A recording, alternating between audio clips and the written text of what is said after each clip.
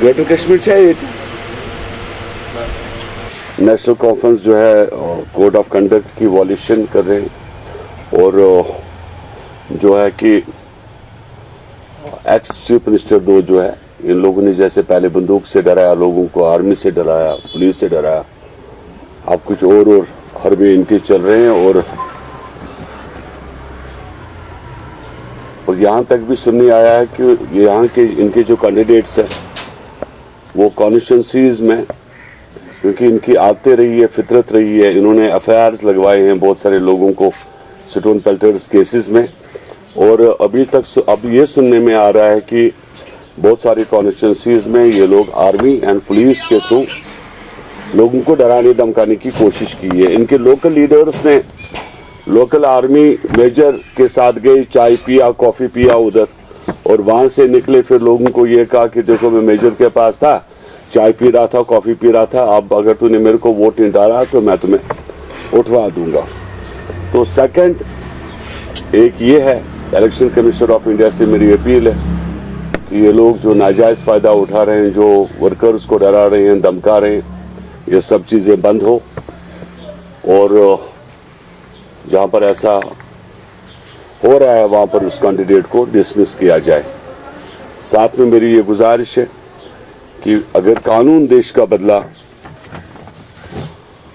जम्मू कश्मीर का 19 abrogation article 2019 abrogation article के बाद अगर सभी कानून बदले गए, अगर सिंबल्स बदले गए, अगर निशान बदला गया, अगर देश का निशान बदला गया यहाँ का जम्मू कश्मीर का, तो मुझे ये बताइए, मैं इलेक्शन कमिश्नर से मेरी अपील है कि ये जो सिंबल आपने नेशनल कॉन्फ्रेंस को देके रखा है हल, इसका दूसरा निशान जो है वो माने ये भी बनता है कि वो रिप्रेजेंट करता है जम्मू एंड कश्मीर गवर्नमेंट को जो पुराना था, जो अब स्टेटहुड नहीं रहा।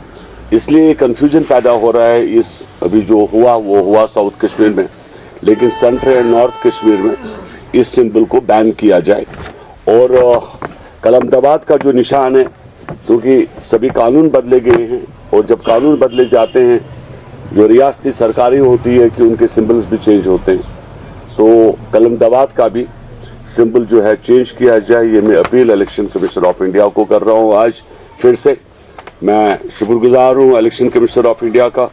जैसे परसों हमने उनको बताया, उन्होंने उसके ऊपर कार्रवाई की और मैं यकीन मानता हूं कि इसके ऊपर भी कार्रवाई होगी, क्योंकि आप जानते हैं इन्होंने 89 में मुत्तहिदा महाज को डराया, धमकाया, उनको परेशान किया, उनको जेल में भरा, तो उन्होंने एक गलत रास्ता इख्तियार किया। क्योंकि आज इनके पास एक डिप्रेशन एंड फ्रस्ट्रेशन आ चुकी है, तो इनको ये भी नहीं पता चल रहा है कि हम क्या क्या पीछे से करते जा रहे हैं। मेरी अपील है इलेक्शन कमीशन ऑफ इंडिया से कि इनको मॉनिटर किया जाए और देखा जाए कि ये सरकारी बिल्डिंग्स का इस्तेमाल कर रहे हैं जो कि गैर कानूनी है।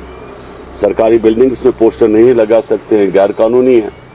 नारे जो ये दे रहे हैं, तो मैंने साउथ कश्मीर में इल्तिजा मुफ्ती के प्रेस जलसों में, मुझे ये समझ में नहीं आता कि इस पार भी लेंगे उस पार भी लेंगे, वो क्या कहना चाहती है।